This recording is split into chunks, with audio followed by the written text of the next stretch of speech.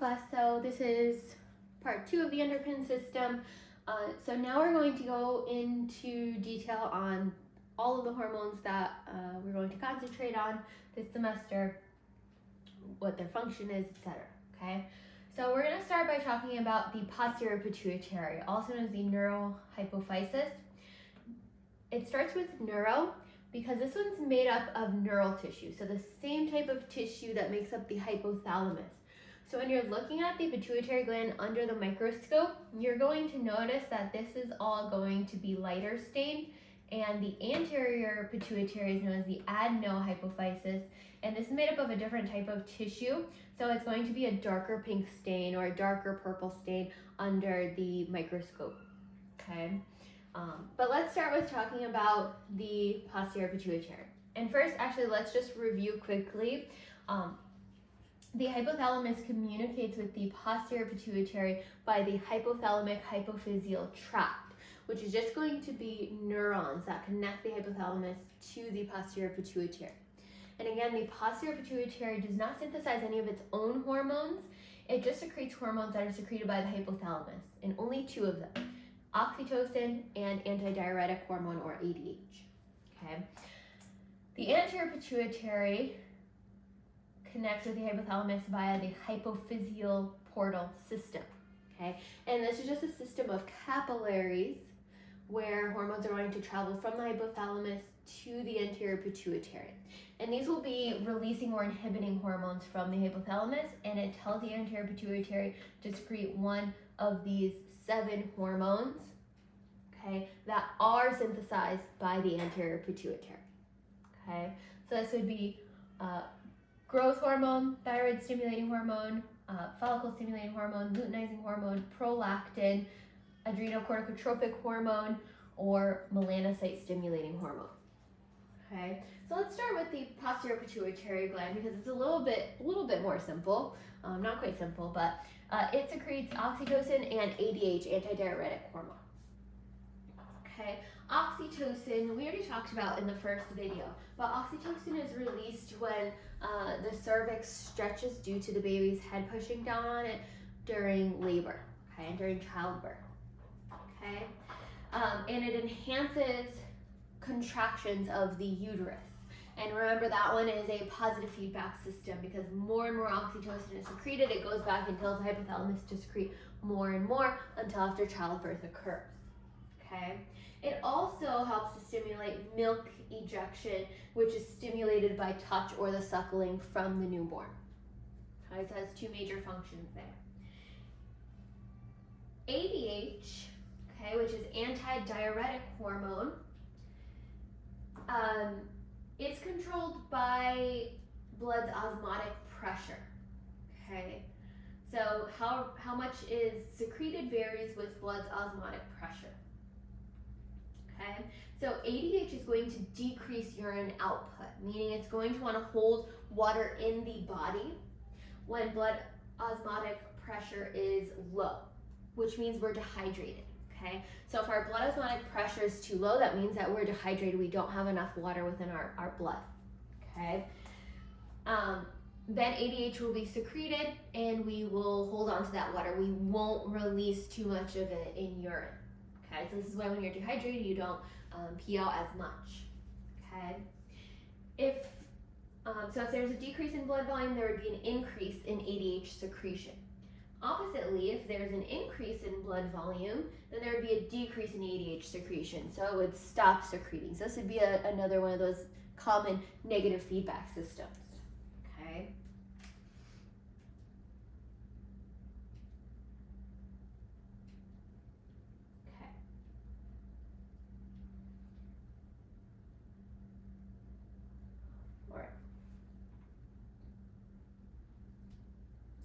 So there are certain cells in let's talk about the anterior pituitary now. There are certain cells within this anterior pituitary that are going to secrete the different hormones, okay? So we have different cells, okay? Somatotrophs, these are stimulated by growth hormone releasing hormone from growth hormone releasing hormone. All those releasing hormones are secreted from the hypothalamus, okay? So somatotrophs would be stimulated by growth hormone releasing hormone to secrete human growth hormone, which is this one. So growth hormone or HGH, human growth hormone, either way is fine. Okay. Okay, so there are two different hormones that could suppress secretion of growth hormone. That would be somatostatin or growth hormone inhibiting hormone. Okay, so if we have too much growth hormone, we don't need any more for the moment, then one of those two would come in and stop production of growth hormone releasing hormone from the hypothalamus and production of growth hormone from the anterior pituitary. Okay. Corticotrophs are another cell found in the anterior pituitary, and they are stimulated by corticotropin releasing hormone from the hypothalamus to secrete ACTH and MSH. So these two down here, adrenocorticotropic hormone and melanocyte stimulating hormone. Okay. All right. And dopamine would suppress secretion of melanocyte stimulating hormone if there is too much of it or enough of it. Okay. Gonatotrophs are the third type of cell. Okay, those are stimulated by gonadotropin releasing hormone from the hypothalamus, and it tells the anterior pituitary to secrete FSH and LH. FSH is follicle stimulating hormone, LH is luteinizing hormone. Okay, and they're secreted by gonatotrophs because, again, those act on the gonads, so that would be the testes or ovaries. Thyrotrophs are stimulated by thyrotropin releasing hormone from the hypothalamus. Okay, and they secrete thyroid stimulating hormone or TSH, and that stimulates the thyroid to secrete the thyroid hormones. Okay, so like T3 and T4, for example. Okay.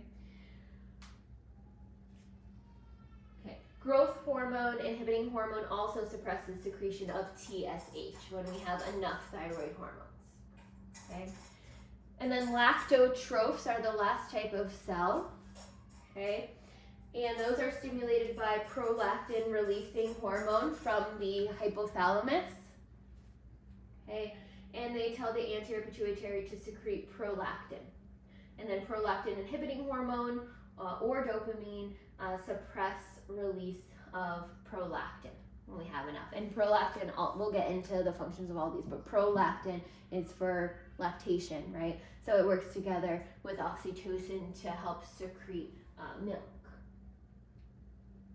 Okay, so negative feedback loops control the secretion of thyrotrophs, gonatotrophs, and corticotrophs. Okay, so let's talk about anterior pituitary hormone functions. So growth hormone, it's just like what it sounds like, right? It's for growth. So it stimulates lots of different tissues to grow. Okay, so it's going to be a lot more active before puberty while we're still growing. Okay, so it stimulates tissue including the liver, cartilage, bones, and muscles to make and then secrete insulin-like growth factors or IGFs, and this promotes body tissue growth. So again, you're going to see more of this before puberty, right, when we're still growing. Okay.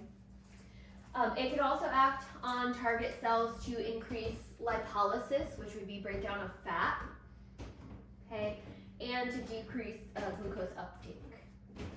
Okay.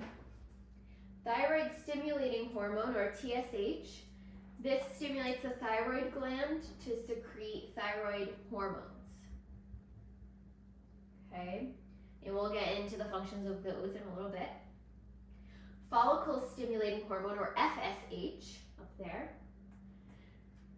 In females, it stimulates the ovaries and helps with the growth of eggs or development of the oocytes. Okay. And it also causes the ovaries to secrete estrogen, which help in breast growth, body hair, and menstruation. Okay, so estrogen gives those female secondary sex characteristics. in males, it stimulates the testes to produce sperm. Okay? Then we have luteinizing hormone, LH. In females, it stimulates follicles to mature.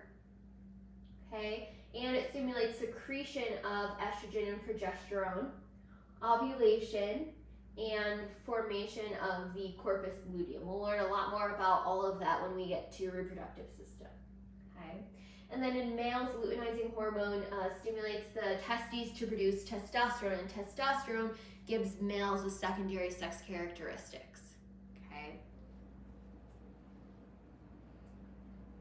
Okay, prolactin, again, this promotes milk production by the mammary glands and it works together with oxytocin, which also helps in milk production. Adrenocorticotropic hormone, or ACTH. This stimulates specifically the adrenal cortex. So remember, the adrenal gland is like that little hat that sits on top of the kidneys. Okay, it has an outer region here, which would be the cortex, and an inner region here, which is known as the medulla. Okay. So ACTH specifically stimulates the adrenal cortex to secrete glucocorticoids like cortisol. Okay, and again, we're going to get into the function of cortisol and the thyroid hormones, all of those very soon. Okay. And then finally, melanocyte stimulating hormone, or MSH. This stimulates melanocytes in the skin to produce melanin.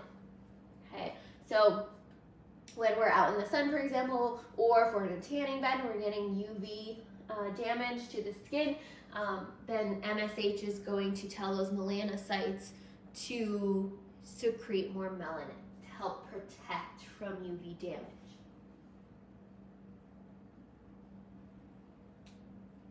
Okay, so now let's get into all of the glands and the things that they secrete based on these hormones here. Okay, so first we have the thyroid gland. So that's the butterfly-shaped gland that's below the larynx, which is the voice box, and anterior to or in front of the trachea. Okay, it has two different types of cells. So the thyroid gland, if you look at it under the microscope, has these colloids. They're like these open areas. They're surrounded by these cells. These here would be follicular cells that surround the follicles. And on the outside of these, we would have other cells. Here, I'm not going to draw all the way around. You'd have other cells surrounding those. These would be parafollicular cells. Okay, or C cells. Same thing. Okay, so these ones here would be parafollicular or C cells. Okay, and then these ones here would be the follicular cells because they surround the follicle. All right, so follicular cells, these are stimulated by thyroid stimulating hormone, okay, to secrete T3 and T4. T3 is triiodothyronine and T4 is thyroxine. Okay, these are the thyroid hormones. They both work together to increase the basal metabolic rate, so increase metabolism. Okay, they stimulate protein synthesis, help us to maintain our normal body temperature, increase the use of glucose and fatty acids to increase ATP production, and they help to increase body growth with growth hormone and insulin. So all three of them together help to increase body growth. The parafollicular cells, these ones on the outside of the follicle, they secrete and produce calcitonin. Okay, so we talked about this in the first lecture. These help to lower blood calcium levels when we have enough by stimulating osteoblasts in bone to build up bone and put calcium back into bone. Okay, and that would lower our blood calcium level because now that calcium is being put into bone. Okay, it's no longer available in the blood. Okay, parathyroid glands, those are the four, there's four nodules or glands in the back of the thyroid. Okay, so they're embedded within the thyroid gland. Okay, they have two different cells, chief cells and oxyphil cells. Oxyphil cells are not, they don't hold on to stain well under the microscope, so they show up as a very light pink around the nuclei. Their function is not known, so you don't really need to worry about those cells. Chief cells, also known as principal cells, those are darker stained under the microscope, and they produce parathyroid hormone, or PTH. And remember, that one is antagonistic with calcitonin, okay? And it helps to increase blood calcium level by stimulating osteoclasts, which if you remember from AMP1, those break down bone, okay? So it stimulates those osteoclasts to break down bone and release calcium to increase blood calcium level, okay? It also helps to stimulate calcium uptake in the digestive tract, okay? And reabsorption of calcium from kidney filtrate, so that we don't release it all in urine, we keep it in the body, okay? And under the microscope, it looks like lots of different cells, and you would usually see these follicles right near it because, again, it's embedded within the thyroid, okay, the parathyroid gland. Okay, next we have the adrenal glands, so these ones that are above the kidneys. Okay, so we have two adrenal glands on top of each kidney. On the very outside, they're covered by a connective tissue capsule, okay, and then it has an outer cortex and an inner medulla. Okay, the cortex has three histological zones: the zona glomerulosa, okay, which is the outermost layer, okay, the zona fasciculata, which is the middle one, and then the zona reticularis, which is right before, it's the deepest layer of the cortex, right before you get to the medulla. Okay, and they secrete different things. So the zona glomerulosa secretes mineralocorticoids. So this would be aldosterone, which regulates mineral homeostasis. Okay, so it helps to regulate sodium and potassium levels in the body. Okay, so we'll talk about this next, but the RAA pathway, or renin-angiotensin-aldosterone pathway, regulates the secretion of aldosterone. Okay, the zona fasciculata secretes glucocorticoids, and this helps to maintain glucose homeostasis. Okay, so glucose levels in the body. Okay, so the major one here would be, the major glucocorticoid would be cortisol. So cortisol helps to reduce allergic reactions, so it helps to bring down inflammation. So you may have heard of like cortisol creams that decrease redness in the skin because they decrease inflammation, which inflammation causes redness because it causes blood to rush to the area. Okay. It also promotes breakdown of proteins and fats, okay, to get glucose to help the body respond to stress, so it kind of helps with the fight or flight response. Okay, so it can increase glucose formation. And in large doses, it can suppress the immune system. So even though it kind of helps with the immune system, if we have too much cortisol, it can suppress the immune system. Okay, and cortisol is like a stress hormone. Okay, so if you're way too stressed, this is why you can get sick easily, right? Because too much cortisol suppresses the immune system. And then finally, the zona reticularis. This secretes weak androgens, which have masculinizing effects. Okay, the main one here is DHEA, dihydroepiandrosterone. Okay, so this gives early growth of axillary and pubic hair in both males and females. But after puberty, it doesn't have any effect because much more testosterone is going to be secreted in males. So it doesn't help to maintain those secondary sex characteristics. After puberty, that would be taken over by testosterone. But before puberty, that would be caused by DHEA. Okay. DHEA does have a function in females as well. So in females, it can increase libido and it can be converted to estrogen. So after menopause, all of the estrogens created in a female is from DHEA, okay, and other adrenal androgens, but mainly DHEA. Okay, and then the medulla here, this inner part of the adrenal gland, this is stimulated by sympathetic neurons of the autonomic nervous system. Okay, so remember, autonomic nervous system is, has the fight or flight response. Okay, so the adrenal medulla has chromaffin cells that secrete epinephrine, which is also known as adrenaline, and norepinephrine, which is also known as noradrenaline, which both enhance the fight or flight response. Okay, so that would also be part of the stress response. So the adrenal glands have a lot to do with that stress response. Okay.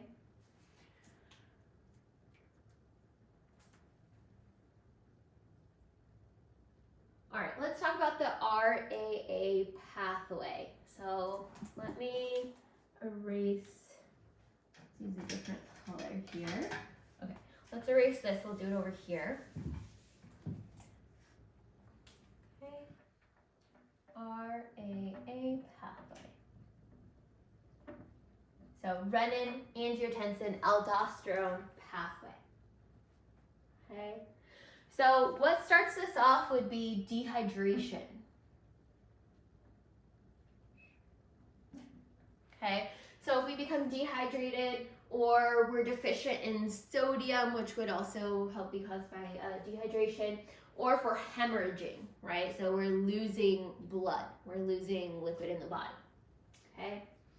That would cause a decrease in blood volume, right? Of course, hemorrhaging would cause a decrease in blood volume, and if we're dehydrated and we don't have enough water, then our blood volume is going to decrease as well, okay? If we have a decrease in blood volume, we also have a decrease in blood pressure, okay, right? We can't have a high pressure if we don't have enough blood volume, okay? When all of that occurs, dehydration, low blood volume, low blood pressure, this stimulates the juxtaglomerular cells in the kidney to increase renin. Increase in renin production. Okay? Renin, along with angiotensinogen, increase angiotensin 1.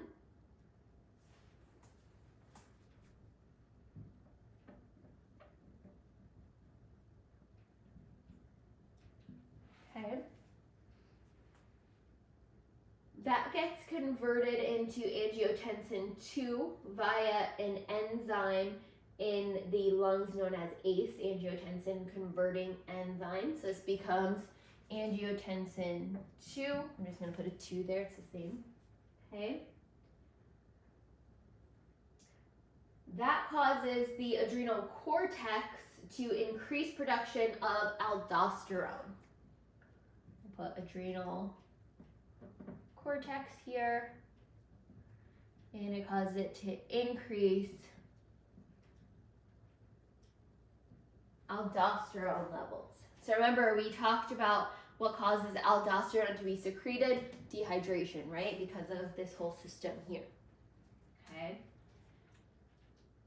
And then remember, aldosterone causes us to retain water. So we hold water, we don't put it into the filtrate, which becomes urine, right? So we're not peeing out as much, we're conserving that water. So it helps us to conserve water, H2O. Okay. When we conserve water, that would increase our blood volume, hopefully bring our blood pressure back to normal. And we'll keep secreting more and more aldosterone until our blood pressure reaches back to normal. Okay. All right, so that's the basics of the RAA pathway. And we're going to talk about this again when we get to urinary system. Okay, so you're gonna know this pathway very well. Okay, let's go back to our other hormones here. So the next gland we have is the pancreas. Okay, so this is found within the curve of the duodenum, right behind the stomach. Okay, it's both an exocrine and endocrine gland. So we're not going to talk about the exocrine functions yet until we get to digestive system, but it secretes different enzymes that aid in digestion. Okay, that would be its exocrine function. Okay, those exocrine cells are found in clusters known as acini, and again, they would secrete digestive enzymes. Okay, scattered throughout those acini are pancreatic islets or islets of Langerhans, and these are made of endocrine tissue. So these would secrete our endocrine hormones. Okay, we have 4 different types of cells in those pancreatic islets. We have alpha, beta, delta, and F cells. Okay, alpha cells secrete glucagon. Okay, so glucagon would raise blood glucose levels by increasing glycogenolysis, which is breakdown of glycogen into glucose, okay, in the liver. It can also convert other things into glucose, known as gluconeogenesis, like making of a new glucose molecules. Okay, and releases it into the bloodstream. Okay, so if we haven't eaten in a while, or for whatever reason we have a low blood sugar, glucagon would be released by alpha cells in the pancreas. Beta cells secrete insulin. So glucagon and insulin would be another example of antagonistic hormones. Insulin lowers blood glucose levels. So it increases glucose transport into cells, so out of the bloodstream. It helps convert glucose to glycogen, which is called glycogenesis. Okay, so it's trying to get rid of glucose in the blood and turn it into other things or kind of hide it away into cells. Okay. It also decreases glycogenolysis and gluconeogenesis, which glucagon has promoted, right? And increases lipogenesis, so creation of fat, right? Because fat can hold glucose. We could break down fat to get glucose. Okay. It stimulates protein synthesis. Again, we could also break down proteins to get glucose if we really need to. Delta cells, these secrete somatostatin, which, if you remember, that inhibits our growth hormones. So it inhibits secretion of insulin, glucagon, and slows down absorption of nutrients from the gastrointestinal tract. Okay, so it wants to downregulate cell growth. And then F cells, these secrete pancreatic polypeptide, which inhibits release of somatostatin. Okay, so those two would be antagonistic, somatostatin and pancreatic polypeptide. Okay.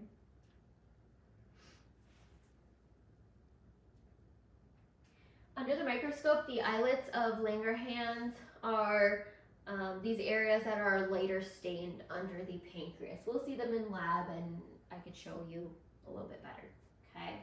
And then finally, we have a couple other ones to talk about, but we have the ovaries and testes. So these are our gonads, okay, and they produce gametes. So ovaries produce oocytes, that's the gametes for females, and testes produce sperm, which is the gametes for males. Okay, so ovaries produce a few different things: estrogen, progesterone, relaxin, and inhibin. Estrogen and progesterone work along with FSH and LH, and we're going to talk about this in a lot of detail when we get to reproductive system, but for now, you should just know the basics, okay?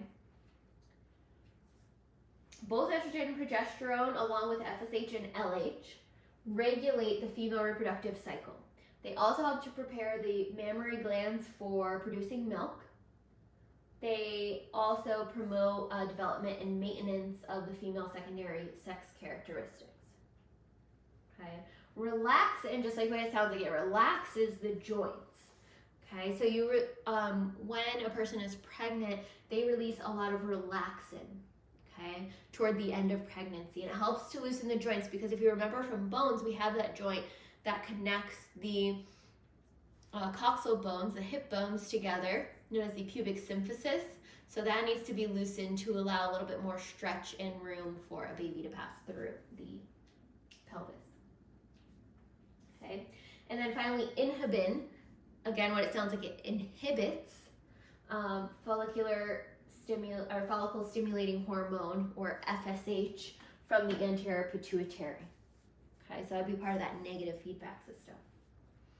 And then the testes produce testosterone. Okay, so pretty straightforward. Testosterone, this stimulates the testicles to descend before birth. It also regulates sperm production and promotes the development and maintenance of male secondary sex characteristics. Okay, like body hair, deeper voice, etc. Okay. And then finally we have our last two, the pineal gland and the thymus. So remember, the thymus is the gland right above the heart between the lungs, and the pineal gland is that small little gland behind the thalamus in the brain. Okay, so the pineal gland secretes melatonin, and this regulates the body's biological clock, which is the onset and maintenance of sleep. So in lack of light, melatonin is secreted and it makes you sleepy. Okay. Thymus gland, this produces thymosin, thymic-humoral factor, or THF, thymic factor, TF, and thymopoietin. And these all promote maturation of the immune system's T cells. So we'll learn more about T cells when we get to lymphatic and immune system, but the T cells mature in the thymus. So the thymus major function is to help mature T cells.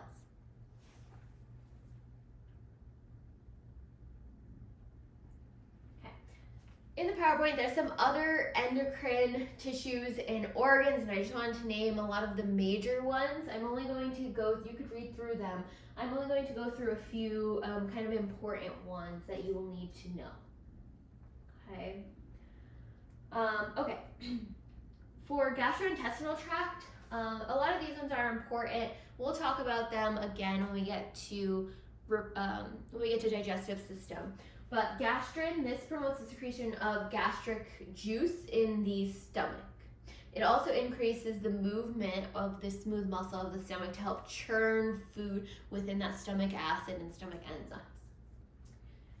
CCK, cholecystokinin, this stimulates secretion of the pancreatic juices, so those exocrine glands. It stimulates those exocrine glands to secrete digestive enzymes from the pancreas. It also helps regulate release of bile from the gallbladder, which helps to break down fats. And it helps us to feel full after we've eaten so that we don't overeat.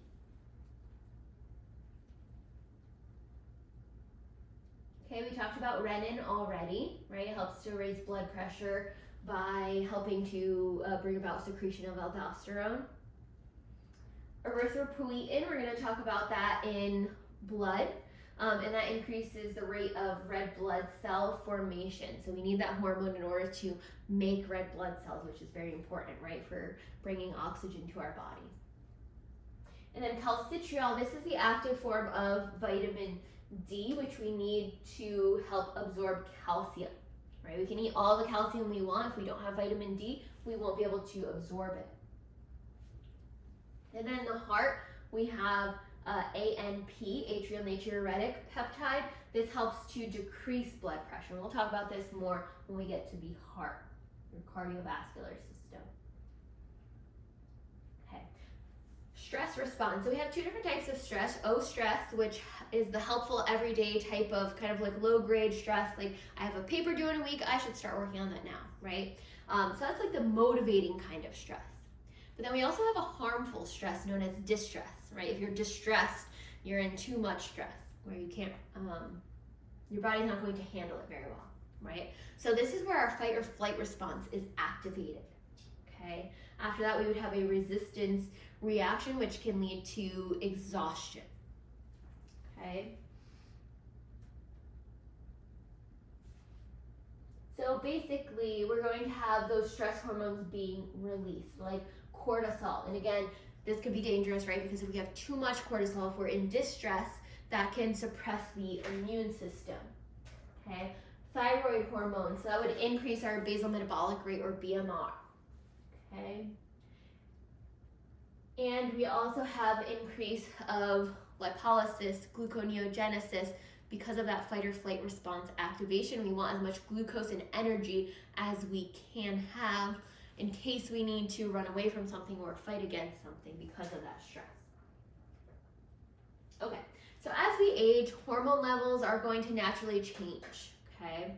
So most endocrine glands are going to reduce in size because most hormones are going to decrease, okay? And if we have a lack of a hormone being secreted, that gland decreases in size, okay?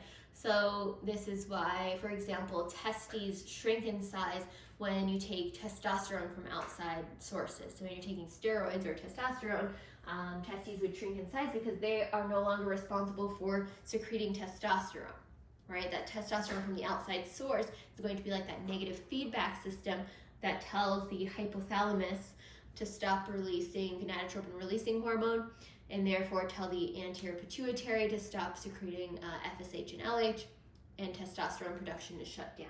Okay, so as we age and we're not secreting as much hormones, those glands are going to shrink. Okay, those glands will also contain more fibrous connective tissue, so they won't work as well. And then finally, we have 4 disorders that I want to quickly discuss that affect the endocrine system. One is pituitary gigantism, okay? Both pituitary gigantism and acromegaly, these are caused by excess secretion of growth hormone. So pituitary gigantism is when the pituitary gland secretes too much growth hormone, and you are like a giant, like Andre the Giant had gigantism, okay? Acromegaly mainly affects like head and hand size, okay, but it's also caused by too much growth hormone. A goiter, this is a large growth caused by reduction in production of thyroid hormone. Graves' disease, this develops because of too much thyroid hormone. Okay. And Cushing's syndrome, this is caused by too much glucocorticoids. Okay, so it actually ends up causing too much of like an immune response, which gives redness to the face. That's like a common symptom of Cushing's syndrome.